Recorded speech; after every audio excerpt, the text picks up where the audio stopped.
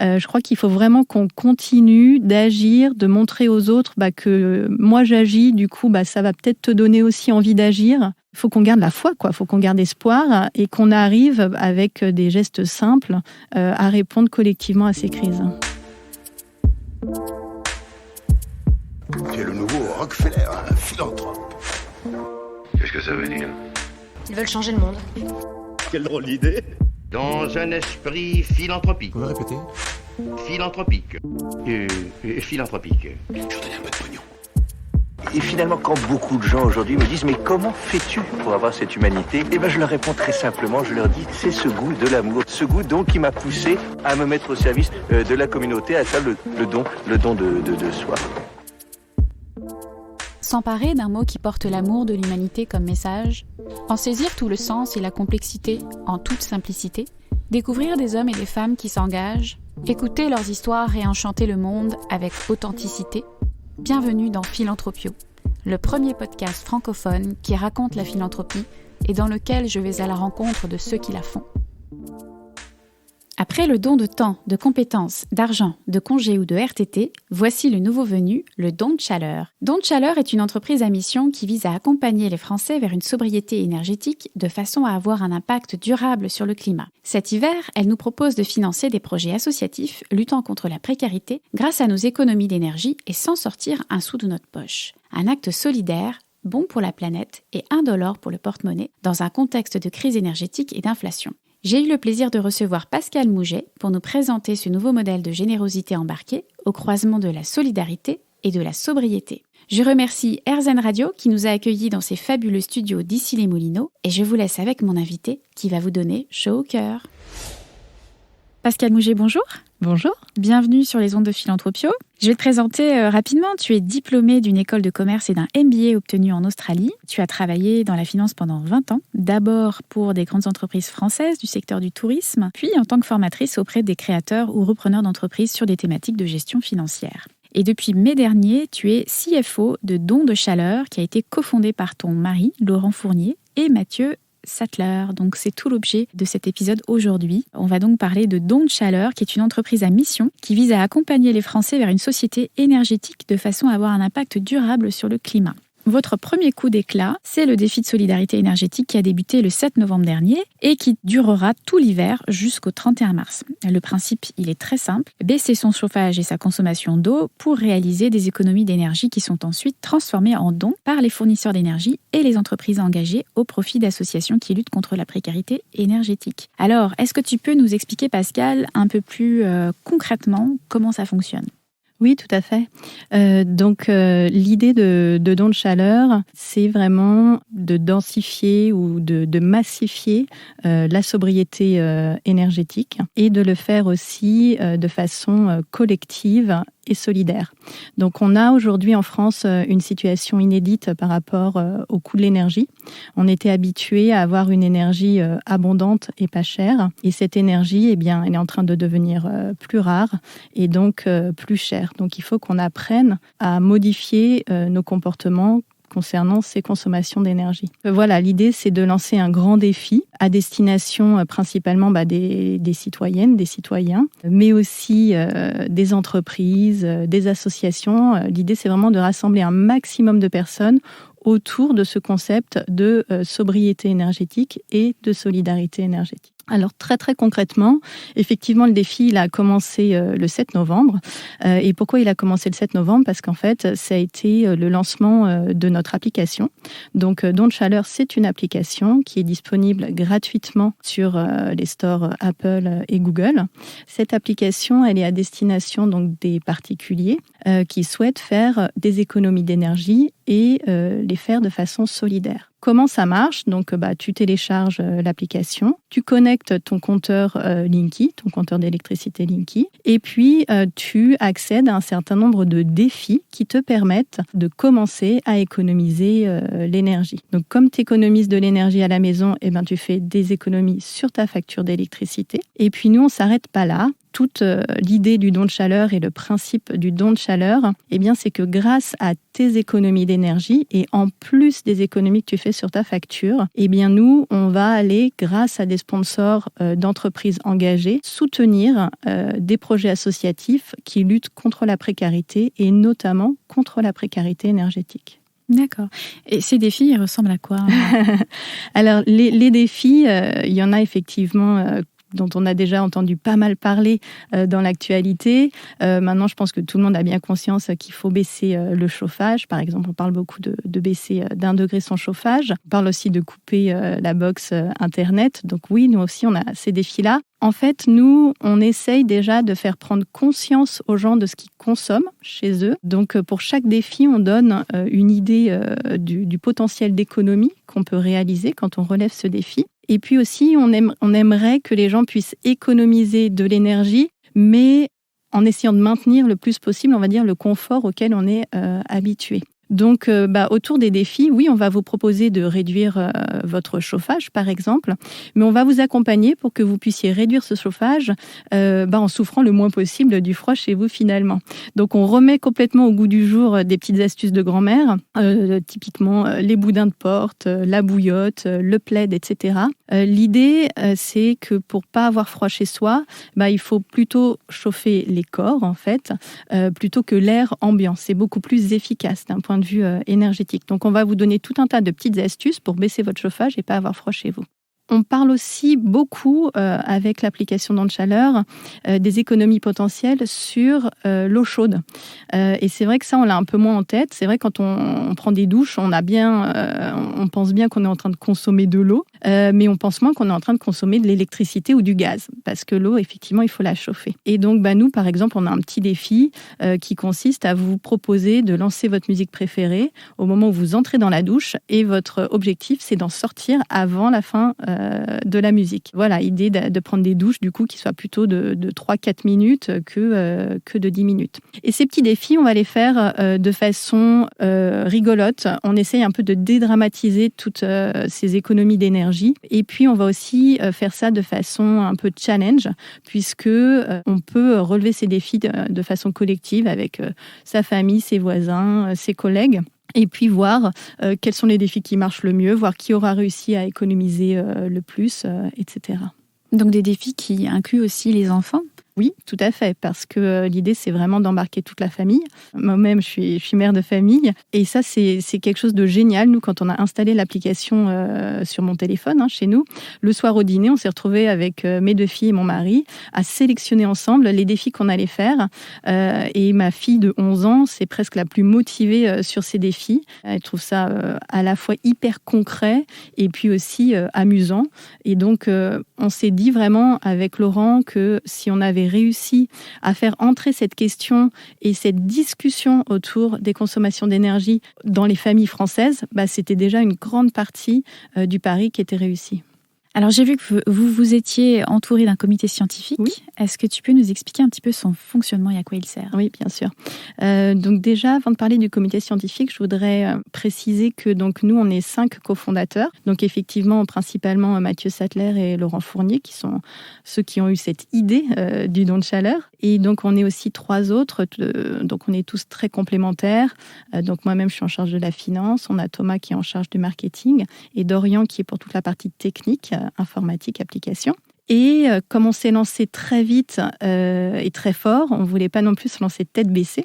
Et on s'est dit que ce serait bien de confronter notre idée auprès d'experts autour du don de chaleur. Ces experts, on est allé les chercher sur des thématiques de climat, par exemple, avec Alain Grandjean, qui est membre du Haut Conseil pour le climat, parce qu'en économisant l'énergie, on veut aussi démontrer qu'on peut réduire nos émissions de gaz à effet de serre, nos émissions de CO2. Donc, on voulait bien valider avec lui qu'on racontait pas n'importe quoi. On a aussi Michel Lepetit, qui est vice-président du Shift Project, qui lui aussi nous a répondu et nous aide pour la partie comment d'embarquer un maximum de citoyens sur une démarche de réduction volontaire des consommations d'énergie. Et puis, on est aussi allé chercher un fournisseur d'énergie engagé avec Vincent Maillard, un président d'association, Hervé Gouillet, qui est président d'Électriciens sans frontières, et un enseignant-chercheur aux mines sur des thématiques de l'énergie, donc qui est Robin Girard. Et donc vraiment, dès le début, ils ont déjà répondu à nos questions pour voir si on était pas trop déconnant dans nos ambitions, dans nos objectifs d'impact. Et puis, ils nous suivent régulièrement pour nous réorienter, valider, à la fois d'un point de vue scientifique, mais aussi d'un point de vue stratégique pour notre entreprise et notre initiative. Alors, vous avez créé votre entreprise en mai 2022. Est-ce l'invasion de l'Ukraine par la Russie 3 mois auparavant qui a été l'élément déclencheur de votre projet ? Oui, alors en fait, tous, dans notre core team, là, on est tous complètement habités par les problématiques de sobriété, de réduction de notre impact sur Terre, en fait. Moi, ça fait des années que je suis engagée dans des démarches de réduction des déchets, de réduction de la consommation, de manger moins de viande, d'acheter moins d'habits, etc. Donc, les économies d'énergie, moi, ça fait déjà un moment que j'en fais.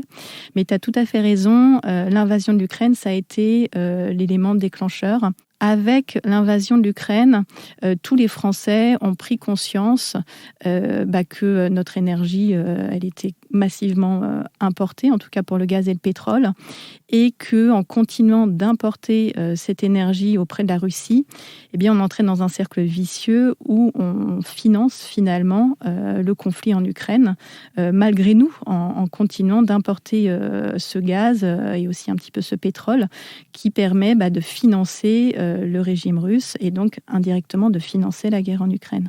Donc il y a eu un petit mouvement qui s'est lancé au moment en février-mars, au moment du déclenchement de ce conflit, de personnes qui ont commencé à baisser ou même à couper leur chauffage pour avoir un impact, une action concrète et arrêter ce cercle vicieux. Et donc Mathieu, un des deux principaux cofondateurs, a fait partie de ce petit mouvement.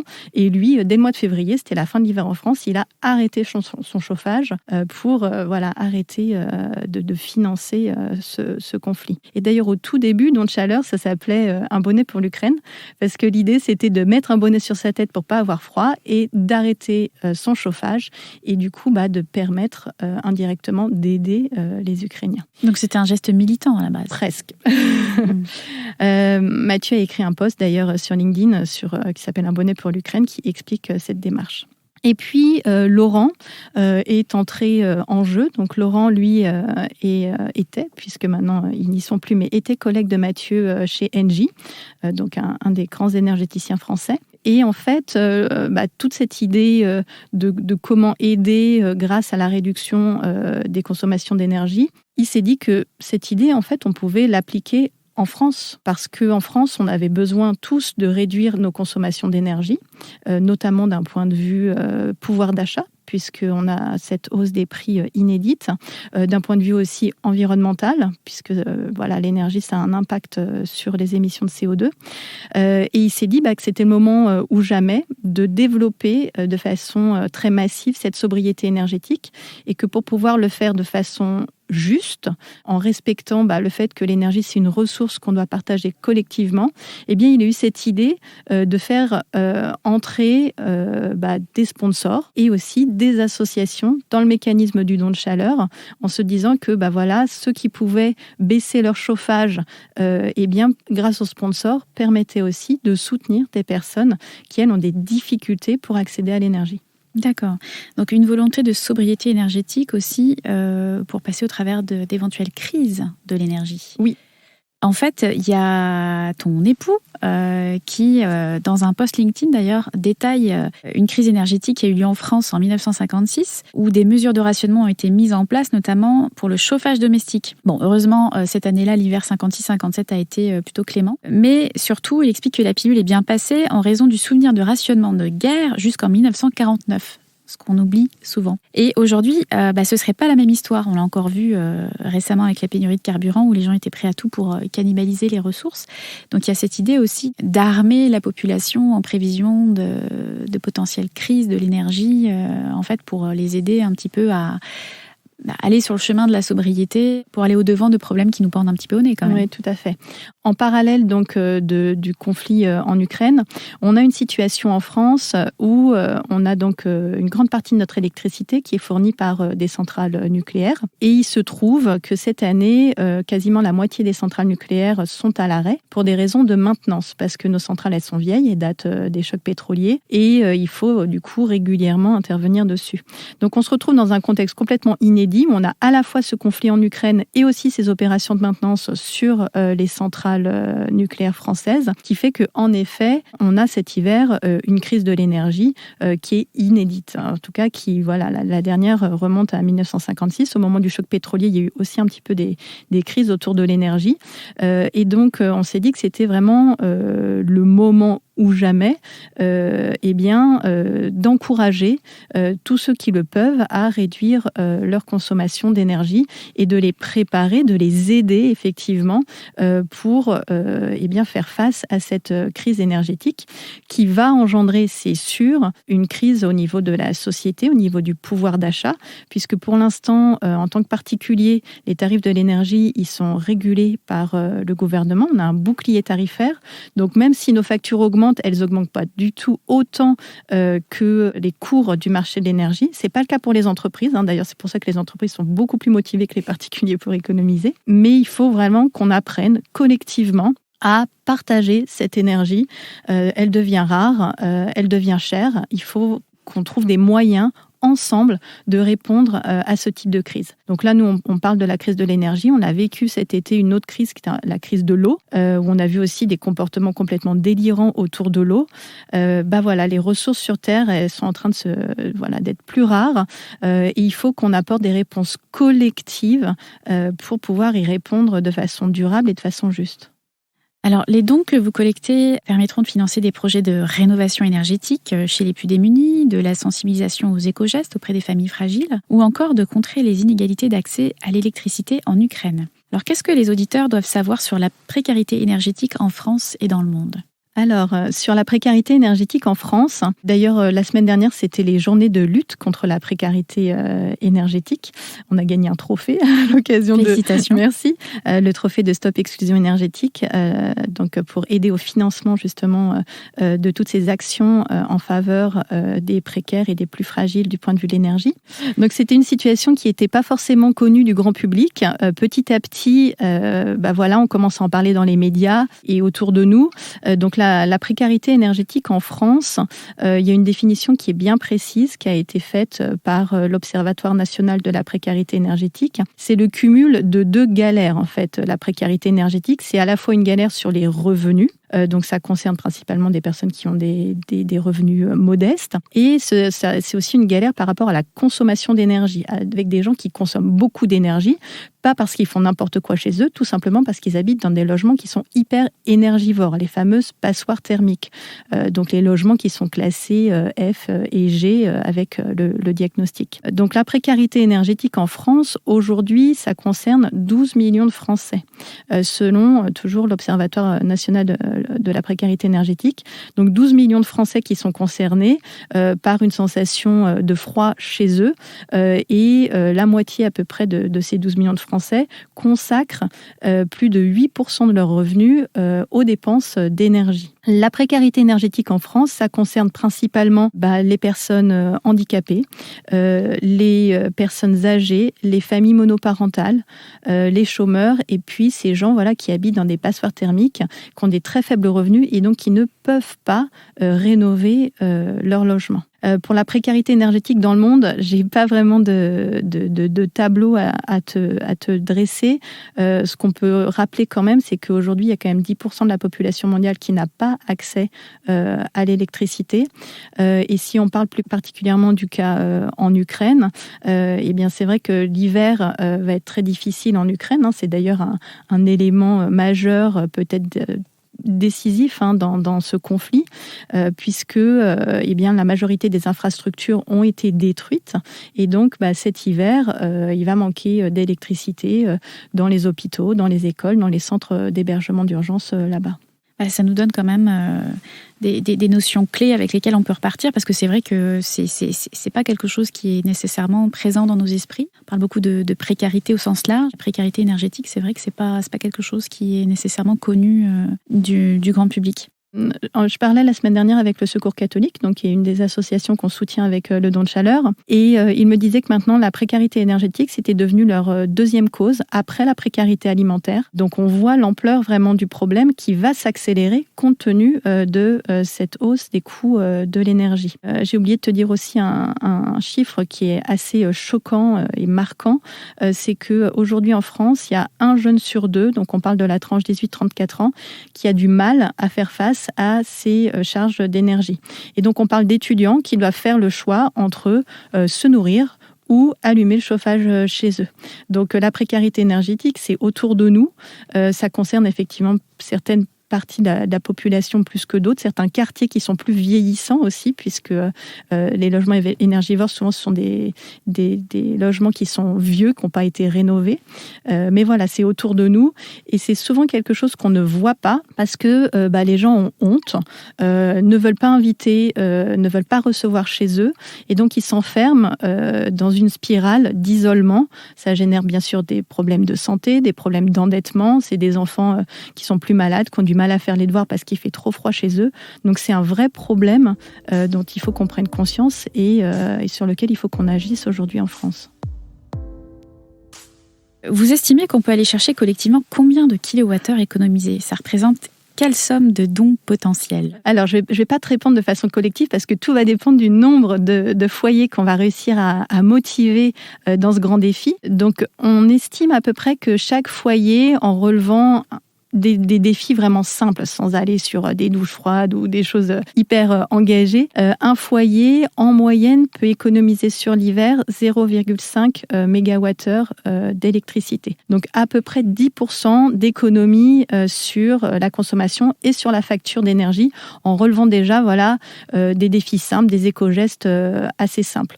On peut aller plus loin, bien sûr, pour les plus engagés. Et par rapport aux dons, c'est pareil, ça va dépendre à la fois du nombre de personnes qu'on sera, et ça va dépendre aussi du nombre d'entreprises qui nous rejoignent, du nombre de fournisseurs d'énergie, d'entreprises engagées qui sont prêtes à sponsoriser ce grand défi. Mais on estime qu'on va être en mesure à peu près, par foyer, de collecter 20-25 € de dons sur l'hiver.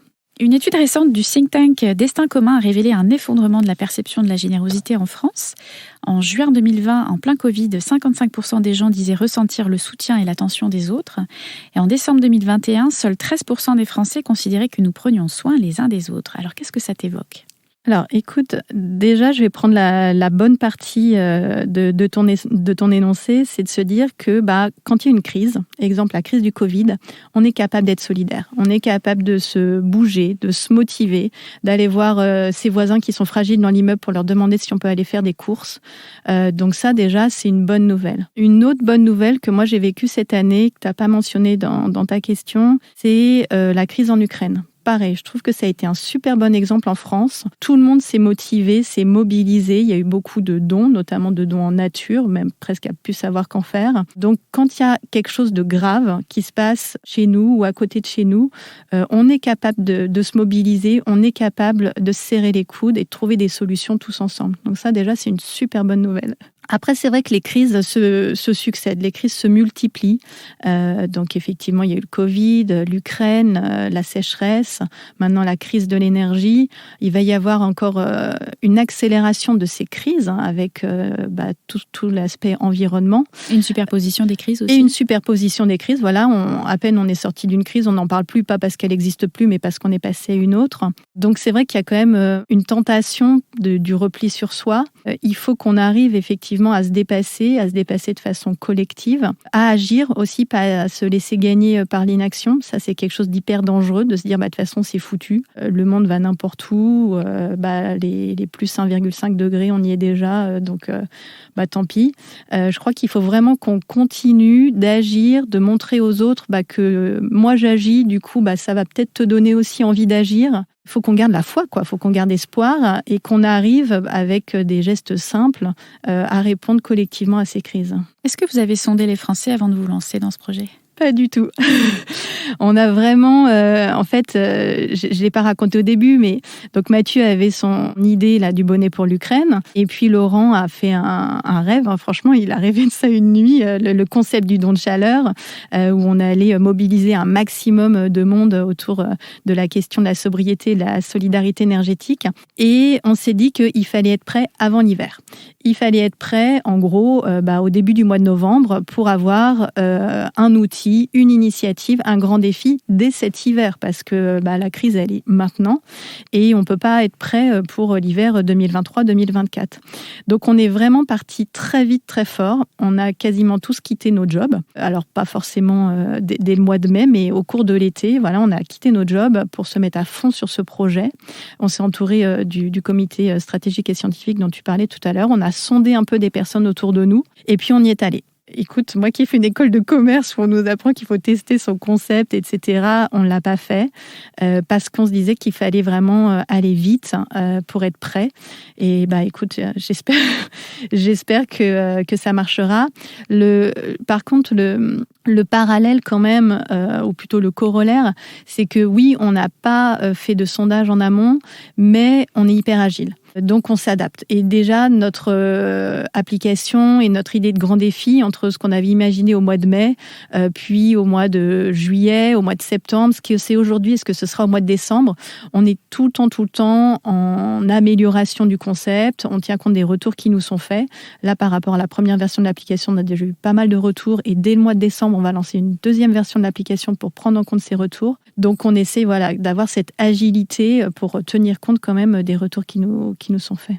Est-ce que les premiers taux de participation sont encourageants ? Est-ce que les Français se montrent solidaires ? Alors, écoute, avant de lancer l'application, on avait déjà proposé aux gens de se préinscrire sur notre site internet pour montrer leur adhésion au projet et puis leur envie de se bouger cet hiver pour la solidarité énergétique. Et donc, on a sur cette campagne de préinscription, on a eu plus de 12 000 inscrits. Donc, ça montre que les gens sont intéressés et ont envie. Sur le téléchargement de l'application, c'est un tout petit peu plus compliqué parce qu'il faut qu'on connecte le compteur Linky pour relever le défi. Donc, ça va un peu plus lentement. Il faut accompagner les gens entre l'idée de oui, j'ai envie de relever un défi et le moment où on le fait concrètement, il faut remobiliser les gens. Aujourd'hui, après 2 semaines de lancement, il y a 2500 foyers qui ont téléchargé l'appli et qui relèvent des défis. D'accord. Vous avez un objectif d'amener plus d'1 million de Français vers la solidarité énergétique à la fin de l'hiver ? Notre objectif premier, oui, c'était de le faire à la fin de l'hiver. Écoute, je ne sais pas si on y arrivera. On va voir comment ça prend et sinon, ce sera l'hiver prochain. Il faut tout le temps se fixer des objectifs ambitieux de toute façon. L'idée vraiment, c'est d'essayer d'embarquer un maximum de monde, d'initier, comme je te disais tout à l'heure, ces discussions de sobriété, de solidarité énergétique auprès d'un maximum de personnes. Si déjà on arrive à faire ça, si tout le monde se pose la question, ok, qu'est-ce que je fais moi pour économiser l'énergie ? Est-ce que moi je sais ce que c'est la précarité énergétique ? Comment est-ce que je peux agir ? Déjà ça c'est quelque chose, de réussi, c'est un succès. Je pense qu'après, ce qui est important, ça va être le bouche à oreille, parce qu'on s'est déjà posé plein de fois la question, qu'est-ce qui fait qu'on participe à un défi ou qu'est-ce qui fait qu'on télécharge une application ? Eh bien, ça va être vraiment le bouche à oreille. C'est pas seulement parce qu'on l'aura vu dans un article qui est paru ou même sur les réseaux sociaux. C'est vraiment mon voisin ou mon frère, je sais pas, quelqu'un de mon entourage, un collègue, le fait. Je comprends comment ça marche, je vois ce que ça lui apporte, ça me donne envie aussi de le faire. Donc, on compte beaucoup sur cette émulation et sur ces recommandations par les utilisateurs de l'application. J'espère que ça va être exponentiel et que si chacun en parle à 5 collègues ou chacun en parle à 5 membres de sa famille, on peut aller très vite pour recruter tous ces Français. Et c'est important, même si on rejoint le défi en cours de route, même si on le rejoint que le 1er mars, chaque kilowattheure compte, chaque geste compte. Donc, il faut y aller, il ne faut pas hésiter et chacun participe comme il le peut. Alors, Don de Chaleur repose sur la générosité embarquée, c'est-à-dire la greffe d'un don dans les gestes quotidiens des citoyens. Vous êtes d'ailleurs inspiré des courses solidaires, je crois, où pour chaque kilomètre couru, un sponsor le récompense en don au profit d'une association. Alors, d'un côté, on voit émerger des initiatives de générosité embarquée, et indolore, portés par des startups comme Captain Cause ou des sociétés à mission comme la vôtre. Et de l'autre, on assiste à un décrochage des classes populaires et moyennes au niveau des dons. Est-ce que tu penses que la générosité des entreprises va dépasser celle des particuliers à l'avenir ? Alors, je suis pas Madame Irma, je ne sais pas te répondre, j'ai pas de boule de cristal. Par contre, ce qui est sûr, c'est que cette générosité, elle va évoluer. On voit bien que ce soit par rapport aux dons ou même par rapport aux bénévoles, qu'il y a une difficulté de renouvellement des donateurs et des bénévoles dans les associations. Voilà, des personnes qui sont peut-être plus âgées, qui sont dans ces associations, qui sont des donateurs fidèles.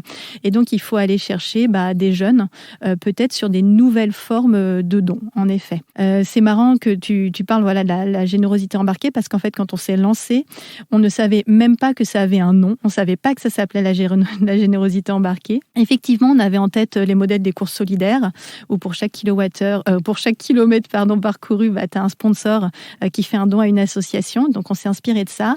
Et puis, au cours de l'été, comme moi, en plus, je suis CFO, j'ai commencé à me poser des questions sur le business model, sur la fiscalité qu'il allait avoir derrière. Ça m'a fait pas mal de nœuds au cerveau. Et ça m'a vachement rassurée de me dire, en fait, ça existe, ça a un nom, c'est la générosité embarquée. Il y a d'autres entreprises qui le font.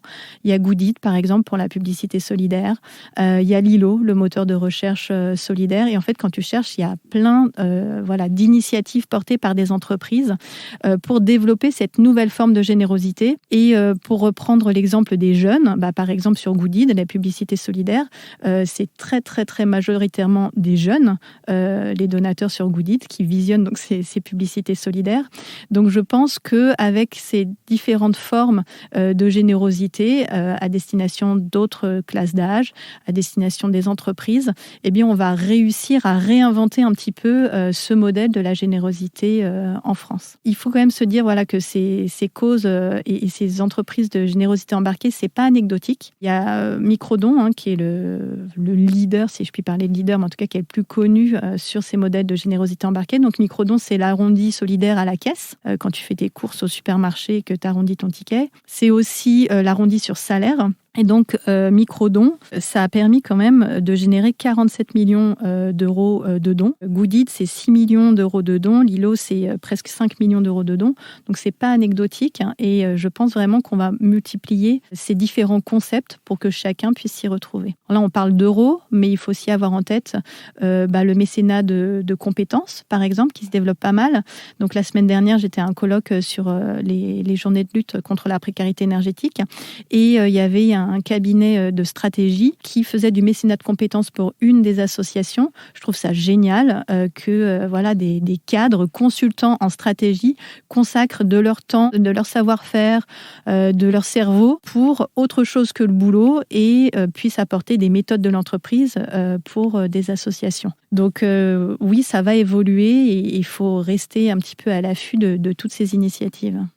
Tu mentionnais un petit point fiscalité tout à l'heure, ça m'intéresse. Est-ce que tu as résolu tes nœuds au cerveau ? Oui. Parce que là, comme vous êtes une société à mission, vous ne pouvez pas émettre de reçu fiscal. Exactement. Donc en fait, ce qui était vraiment difficile, c'est que finalement, le système fiscal français, il n'est pas prévu, il n'est pas adapté à toutes ces formes de générosité. Donc il y a certaines entreprises qui sont en fait, ou qui ont créé un fonds de dotation pour permettre de gérer ces points de fiscalité. Nous, on est une entreprise normale d'un point de vue fiscal. C'est vrai qu'on est une entreprise à mission, mais on doit payer des impôts si on fait des bénéfices. Et donc, on ne peut pas relever du régime du mécénat. Et moi, ça, j'en avais pas du tout conscience quand on s'est lancé. Bon, de toute façon, on fait pas ça pour avoir un crédit d'impôt.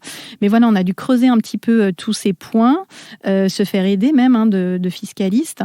Et donc, la solution, qui est aussi celle qui a été prise par Goodit, par exemple, c'est de relever du régime du parrainage. Et donc, en fait, d'assimiler les présences d'associations à nos côtés, plus comme une visibilité pour notre entreprise et de relever donc de ce régime du parrainage. Mais on a travaillé beaucoup dessus et c'est pas fini. Et on voit bien effectivement que le système économique, le système fiscal français est pour le moment pas du tout adapté. Et il va falloir qu'on fasse bouger les lignes un petit peu pour que la loi, le cadre s'adapte à la réalité du terrain et à la réalité de ces entreprises. ça va trop vite pour le système législatif en France. Ouais, alors je ne sais pas si ça va trop vite, mais en tout cas, c'est vrai que ça bouscule les codes. On était habitué à du mécénat toujours classique ou des dons toujours très classiques. Et d'avoir ces startups, ces entreprises qui innovent finalement sur ce domaine de la générosité, et effectivement, il faut que ça suive de l'autre côté. Et c'est vrai que les rythmes de l'entreprise ne sont pas toujours les rythmes des législateurs. Donc, il va falloir qu'on se coordonne sur ce timing. Alors Pascal, pour faire connaître votre initiative, vous avez pris d'assaut LinkedIn en faisant appel aux plus gros influenceurs et vous avez investi dans le sponsoring de posts pour promouvoir votre lancement auprès d'une audience cumulée de plusieurs dizaines de milliers de personnes. Alors, est-ce que tu peux nous raconter un petit peu comment ça s'est passé ? Parce que je crois que moi c'était à peu près la 2e fois que je voyais du sponsoring de posts sur LinkedIn. Mais le vôtre a particulièrement bien fonctionné parce que à un jour J très précis, le jour du lancement, tout mon LinkedIn, tout mon flux d'actualité était parsemé de votre logo et de posts qui mentionnaient donc dons de chaleur. Donc comment vous y êtes pris ? Alors, écoute, déjà, on s'est fait aider, parce qu'on n'est pas des professionnels des réseaux sociaux. Comme on a démarré donc au début de l'été et qu'on a un objectif très ambitieux pour cet hiver, et c'est le moment de répondre à ces besoins de sobriété et de solidarité énergétique, on s'est dit comment on peut faire pour aller vite sur la communication et se faire connaître rapidement. Les réseaux sociaux, c'est un des moyens pour aller plus vite sur la communication et le marketing. Donc ensuite, on s'est orienté plutôt sur LinkedIn parce que par rapport aux autres réseaux sociaux, c'est quand même un réseau social qui est plutôt bienveillant. C'est aussi un réseau social où les problématiques environnementales font écho. Donc on s'est dit que c'était le bon endroit pour commencer à se faire connaître. Alors on est présent sur les autres réseaux sociaux, on a même créé un compte TikTok pour aller vers les plus jeunes. Mais voilà, on s'est dit vraiment LinkedIn, c'est le bon endroit pour le faire. Donc l'enjeu, effectivement, ça a été de contacter, donc ça a été fait sur le temps long, dès le début de l'été. On a contacté un maximum d'influenceurs climat, influenceurs générosité, puis finalement influenceurs tout court, pour présenter la cause. L'enjeu était de synchroniser tous ces posts pour effectivement avoir un coût un petit peu sur les réseaux sociaux. C'est pas vraiment un coût médiatique, mais se faire connaître massivement. Ce qui est génial avec cette campagne sur LinkedIn, c'est qu'effectivement, on a sponsorisé une partie des posts, mais ça a déclenché tout un tas d'autres posts et même une créativité autour des posts à laquelle on ne s'attendait pas du tout. Et c'est ça qui a fait l'effet boule de neige. Ça s'est même déporté après sur Instagram, sur d'autres réseaux sociaux. Et puis, il y avait même des influenceurs qu'on avait contactés au cours de l'été qui se sont un peu réveillés à ce moment-là en disant « Ah oui, en fait, don de chaleur, je vois de quoi ça parle. Moi aussi, je vais faire mon post. » Et donc, c'est vrai qu'on a eu un impact hyper important ce jour-là. Et nous, ça a été le point de démarrage et de décollage pour se faire connaître auprès du grand public. Avant ça, on était plutôt sur nos propres réseaux et on avait un peu du mal à en sortir. Là, on a commencé à toucher des gens qu'aucun des cofondateurs ne connaissait. Je crois qu'il y a à peu près une 50aine d'influenceurs qui vous ont suivi, Oui, et puis on a eu, au final, ça a été plus de 200 posts sponsorisés et non sponsorisés qui ont été faits. Et puis je te dis, au niveau créatif, c'était vraiment génial. On a eu des fables qui ont été écrites, on a eu des comparaisons avec d'autres campagnes médiatiques, des détournements du visuel. Et on a trouvé ça génial que chacun reprenne finalement le message de Don de Chaleur à son compte avec sa vision de la chose et communique après autour de son propre réseau. Est-ce que tu crois au sponsoring de cause sur LinkedIn ? Oui, je crois au sponsoring de cause sur LinkedIn ou sur les réseaux sociaux en général, parce que, encore une fois, je pense qu'il faut se réinventer sur cette histoire de générosité. Il faut qu'on aille chercher d'autres formes, d'autres personnes, qu'on les touche différemment. Je pense que le chèque qu'on faisait en fin d'année, de façon toujours pareille, avec un appel aux dons, ça parlait encore à mes parents. Je ne suis pas sûre que ça parle forcément aux jeunes. Donc voilà, il faut qu'on s'adapte et les associations aussi s'adaptent. Maintenant, elles ont des comptes aussi sur les réseaux sociaux. Donc je pense oui que c'est quelque chose qui va être amené à se développer. Quitte à faire de la publicité payante, autant qu'elle soit incarnée. Oui. Comment vous comptez communiquer l'impact du défi et de votre projet auprès des participants? Oui, c'est hyper important. Tu l'as mentionné, on est une entreprise à mission. D'ailleurs, tu m'as pas posé la question, mais on avait longuement hésité entre être une association ou une entreprise. On avait démarré en étant une association et on s'est rendu compte que on avait besoin pour aller vite d'avoir les moyens et les méthodes d'une entreprise. Donc on s'est orienté vers la forme de l'entreprise avec cette notion d'entreprise à mission. Nous, notre raison d'être, c'est d'accompagner un maximum de Français vers la sobriété et la solidarité énergétique. On a des comptes à rendre auprès des participants, on a des comptes à rendre en tant qu'entreprise à mission. Donc déjà, tout au long du défi, tu peux suivre avec l'application où en est la communauté. Combien de personnes sont actives avec l'application, le nombre de kilowattheures économisés par la communauté, le montant des dons aussi, le nombre de projets qui sont financés. Donc ça, c'est quelque chose que tu vas pouvoir suivre tout au long de l'hiver. Et à la fin du défi, effectivement, on va vraiment faire un bilan de ce premier grand défi de solidarité énergétique. Et bien en communiquant sur trois grands impacts. Le nombre de foyers sensibilisés à la cause énergétique et donc sobriété, solidarité énergétique. Les kilowattheures effacés et donc l'impact sur les émissions de CO2 qui ont été économisés grâce au grand défi.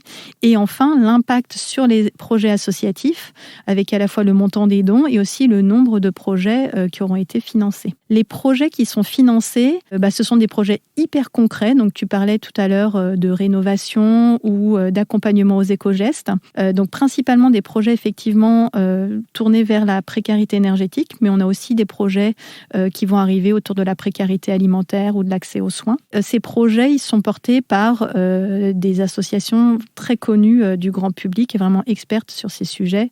Donc, je parlais tout à l'heure du Secours catholique, il y a aussi la Croix-Rouge, Emmaüs Solidarité, Stop à l'exclusion énergétique, Électriciens sans frontières. Bon, je ne vais pas toutes les faire, mais elles sont sur notre site et sur l'appli. Et on a choisi avec ces associations des projets hyper concrets parce qu'on veut aussi que les gens se rendent compte de l'aide qu'ils ont apportée presque matériellement grâce à leurs économies d'énergie et leurs économies sur les factures. Et on a aussi demandé aux associations de nous tenir au courant du financement de ces projets, de comment ils allaient évoluer. On imagine même sur notre blog faire un petit reportage 6 mois, 1 an après, qu'est-ce que le projet est devenu.